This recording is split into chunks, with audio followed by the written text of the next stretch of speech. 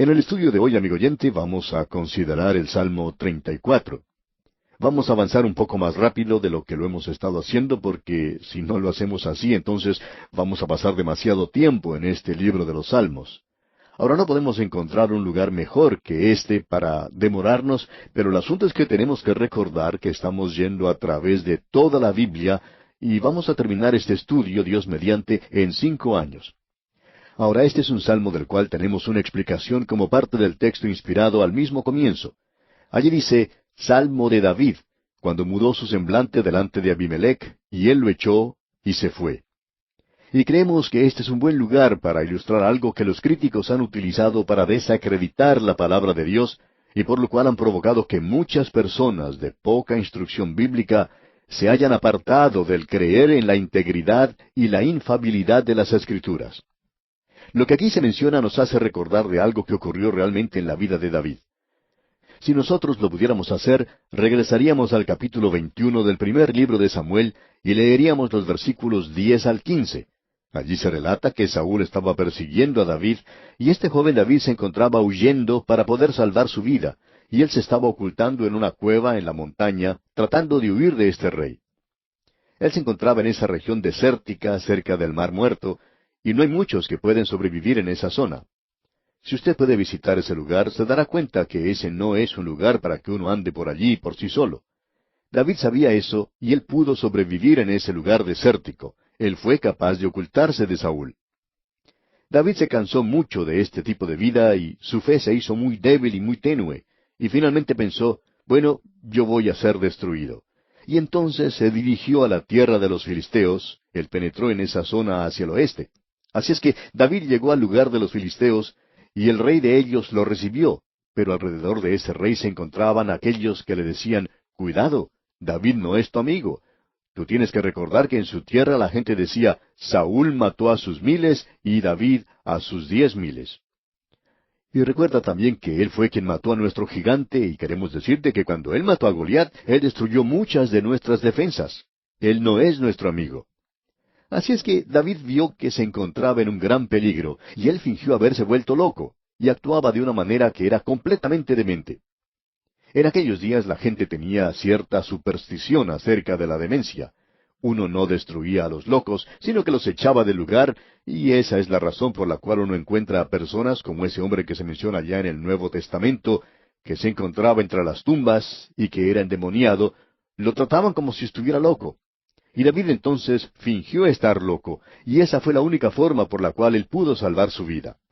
En esa oportunidad Dios lo libró, y él regresó a su tierra, ocultándose en la cueva de Adulam, y pensamos que al hallarse en la seguridad de esa cueva, David dijo, yo debería haber confiado en Dios. Y este salmo entonces es producto de esa situación. Ahora, si nosotros leemos la información que tenemos, nos daremos cuenta que allí dice que el rey se llamaba Aquis, y aquí se nos dice que era Abimelech. En esto se basan los críticos para decir que esta declaración es muy obvia y que este no es un salmo inspirado de David. Dicen una cosa y otra y que aquí tenemos un error en la Biblia. Tenemos que darnos cuenta que Abimelech era un título real y no era el nombre propio del rey. Su nombre propio era Aquis. Encontramos la misma situación en Egipto, donde cada rey de Egipto se llamaba Faraón, pero ese no era el nombre propio del rey. Toda la gente lo llamaba Faraón, y lo mismo ocurría entre los amalecitas, donde cada gobernante se llamaba Agag. Este era un título real como Faraón y como César entre los romanos. Cada uno de ellos tenía su propio nombre, así es que en este salmo, como ya hemos dicho, los críticos tratan de tomar ventaja en una cosa como esta, y lo único que hacen es confundir a los jóvenes y a aquellos que están recién aprendiendo algo. Un joven dijo en cierta ocasión, yo creo en la inspiración de las Escrituras, pero aquí encuentro un error. Bueno, no es ningún error, sino que es falta de conocimiento de nuestra parte. Cuando usted cree que encuentra un error en la Biblia, amigo oyente, recuerde, el problema no está en la Biblia, sino que el problema está en usted. Ese es el problema con las cosas que ocurren en el día de hoy entre los críticos de la Biblia. Tenemos entonces que David escribe este salmo y dice en la primera parte del versículo 1, bendeciré a Jehová en todo tiempo. Cuando usted está en dificultades, cuando usted está desanimado, cuando usted está derrotado, y así es como se encontraba David, uno comienza a sentirse muy decaído, muy desanimado. Él estaba corriendo, corriendo, corriendo, y parecía que esto nunca llegaría a un fin. Y él comienza a desanimarse. Él pensaba, quizá alguno de estos días alguien me mate. Pero ahora dice aquí en el versículo 1, escuche usted, bendeciré a Jehová en todo tiempo, su alabanza estará de continuo en mi boca.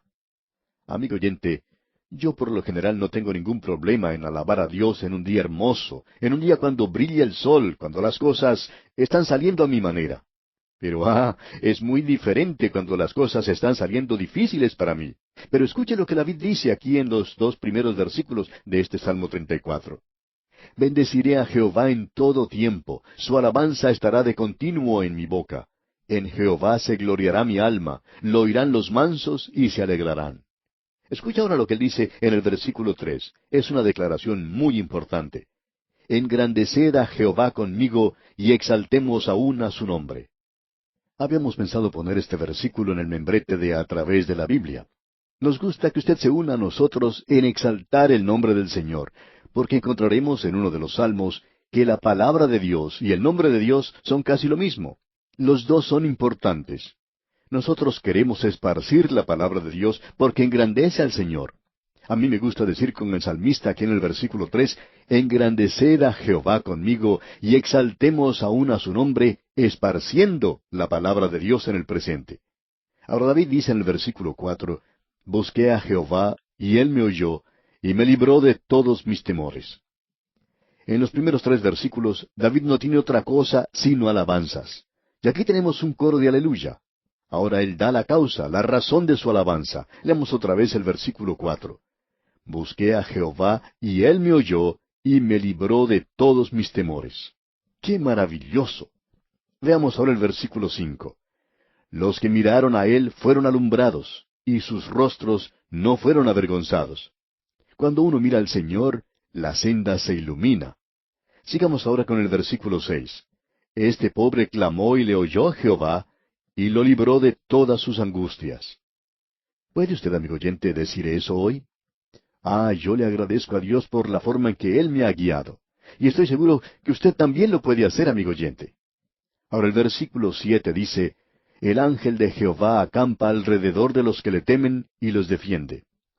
Esa es la primera mención que tenemos de los ángeles del Señor. Y hablando francamente, habrá solamente una vez en la que el ángel del Señor será mencionado, sin entrar en mucho detalle el día de hoy, porque ya hablamos de esto en el libro de Josué. El ángel del Señor es Cristo mismo antes de su encarnación. Usted no ve al ángel del Señor cuando llega al Nuevo Testamento porque Él ya ha sido hecho hombre y ya no es un ángel, Él es un hombre. Y cuando Él apareció en el Antiguo Testamento, creemos que Él era el Señor Jesucristo. Pues bien, Él dice aquí en el versículo 7, el ángel de Jehová acampa alrededor de los que le temen y los defiende. Y el Señor Jesucristo dijo, nunca te abandonaré ni te dejaré. He aquí estoy con vosotros siempre hasta el fin de los siglos. Escuchemos ahora su invitación. David dice, si usted no cree que esto es verdad, entonces el versículo 8 dice, gustad y ved que es bueno Jehová, dichoso el hombre que confía en él. Feliz el hombre.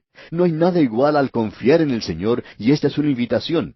Ahora David había estado en esa cueva, y él era un hombre a quien le gustaba hacer cosas al aire libre. Era un hombre que estaba acostumbrado a lo áspero, y él había visto esto. En la primera parte del versículo 10 leemos, los leoncillos necesitan y tienen hambre. Él había visto a esos leoncillos con hambre, deseando tener algo para comer, y sin embargo, Dios tuvo cuidado de ellos. Luego dice en el versículo 10 en su segunda parte, pero los que buscan a Jehová no tendrán falta de ningún bien. Permítanos decirle, amigo oyente, que si un león puede cuidar a sus propios leoncillos, Dios puede cuidar de usted y de mí también. ¿No es eso maravilloso? Eso es lo que David aprendió por experiencia. Yo estoy tan cansado del cristianismo de hoy que es solo bueno para el servicio del domingo por la mañana, el cantar la doxología, y con eso se termina para muchas personas en la actualidad. El autor de estos estudios bíblicos, el Dr. J. Vernon McGee, refiere que le agradó en gran manera leer lo que cierto hombre de la ciudad de San Francisco, en California, describió en cierta ocasión. Fue una de las cosas más lindas, decía él, que alguien le pudiera haber dicho. Este señor escribió, usted no parece estar hablando detrás de una ventana de vidrio de color. Bien, decía el doctor Magee, gracias a Dios por eso. Debo decir que no hay nada malo en hablar desde un lugar así, pero espero que no haya parecido que procediera de un lugar así. A mí me gustaba hacerlo como si procediera de un lugar común, del mercado, del colegio, del taller, de la oficina. Ahora este hombre David dice, he hallado que esto es cierto, lo he experimentado yo mismo. Ahora, gustad y ved que es bueno Jehová. Y pasando ahora al versículo 13 de este Salmo 34, leemos, guarda tu lengua del mal y tus labios de hablar engaño. ¿Cómo necesito aprender eso yo, amigo oyente? Quizás usted también lo necesite. Bueno, ahora es mejor que sigamos adelante. Leamos el versículo 15 ahora. Los ojos de Jehová están sobre los justos, y atentos sus oídos al clamor de ellos. Dios dice que Él escucha y contesta las oraciones. No nos venga a decir que Él no lo hace, porque sí que lo está haciendo, amigo oyente. Y Él sabe también cómo decir no. Ahora en el versículo 16 leemos, la ira de Jehová contra los que hacen mal, para cortar de la tierra la memoria de ellos. No tenemos tiempo para entrar en detalle en este día. Hay demasiado sentimentalismo hoy en alabar a un pecador bajo y vil, que ha abandonado a su esposa e hijo, y quien luego, después de vivir en el pecado, de haber cometido toda clase de crímenes, robos, asesinatos y todo lo demás, regresa a su hogar. Allí encuentra que su pequeño hijo está muy enfermo, y este hombre se hinca de rodillas al lado de la cama y hace una oración. Y cuando él hace eso, uno puede escuchar los lloriqueos de la audiencia, porque la gente llora cuando ve algo así. Pero, amigo oyente, eso nos hace dar vueltas al estómago. ¿Y sabe por qué? Dios dice, yo no escucho la oración de un hombre así. Usted no tiene ningún derecho, mi amigo, de ir ante Dios y pedirle ninguna otra cosa, sino una sola. Tiene que decirle, Señor, sálvame. Y usted no tiene ni siquiera que pedirle perdón. No es necesario que usted le pida eso. Él tiene perdón en abundancia para usted. Todo lo que usted tiene que hacer es confiar en Cristo y Él automáticamente le perdonará. Lo que Él en realidad está diciendo es lo siguiente. Cree en el Señor Jesucristo y serás salvo. Esto es maravilloso, podemos decir de paso. Permítanos ahora destacar una o dos declaraciones más en este salmo. En el versículo 18 podemos leer, cercano está Jehová a los quebrantados de corazón, y salva a los contritos de espíritu. O sea, aquel que está dispuesto a tomar un lugar de humildad y se acerca como pecador a Él y confía en Él. No como ese pecador vil que se arrodilló y oraba por su hijito enfermo. Si él acepta a Cristo y reconoce su pecado, y si recibe a Jesucristo, entonces Dios lo escuchará. Ahora usted no está libre de dificultades, no interesa quién sea usted. Escuche lo que dice aquí el versículo 19. Muchas son las aflicciones del justo, pero de todas ellas le librará Jehová. Este salmo es tan maravilloso y es citado bien y es citado mal, como usted puede apreciar. Bien, llegamos ahora al Salmo 35. Tenemos aquí un salmo que escribió David y él lo hizo durante los días de su persecución por parte del rey Saúl. Este acompaña al salmo anterior y también se puede colocar junto a esa porción del primer libro de Samuel capítulo 24. Aquí tenemos una apelación poderosa a un Dios justo para que ejecute juicio sobre los enemigos de Dios y de los que persiguen a su pueblo justo. Hay aquellos que gustan decir, bien, esta no es la clase de oración que debería estar en los labios de un creyente. Y el Señor Jesucristo nunca habló de esa manera. Él en cierta ocasión mencionó una parábola acerca de una viuda que fue ante el juez y le dijo, hazme justicia de mi adversario. Ese juez se demoró mucho en hacerlo, pero finalmente lo hizo. El Señor Jesucristo dijo, ¿ustedes creen que Dios se tardará en responderles que no tiene corazón como este juez? No, Dios tiene gracia, es maravilloso. Y luego el apóstol Pablo nos dice, no os venguéis vosotros mismos, poned todas las cosas en las manos del Señor. Mía es la venganza, dice el Señor, yo pagaré. Usted y yo, amigo oyente, no tenemos que tomar venganza en la actualidad. Tenemos que poner estas cosas en las manos de Dios. Eso es algo de lo que Él se ocupa.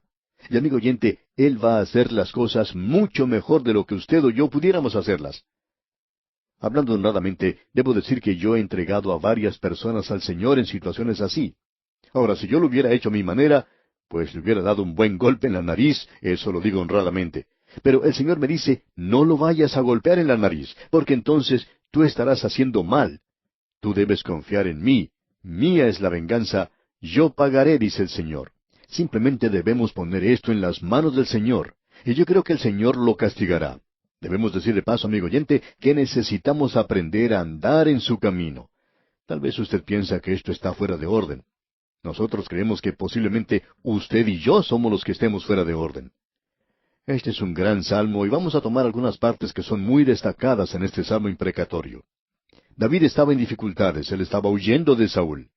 En el capítulo 24 del primer libro de Samuel, Saúl le dijo a David, cuando éste perdonó su vida, «Yo sé que tú llegarás a ser rey, yo sé que Dios te ha dado el reino, y tú eres más justo de lo que soy yo». Entonces, ¿por qué no lo trajo Saúl de regreso? Él no lo hizo regresar. ¿Quiere escuchar lo que David dijo en su oración? Leamos los versículos 4 y 5 de este Salmo 35.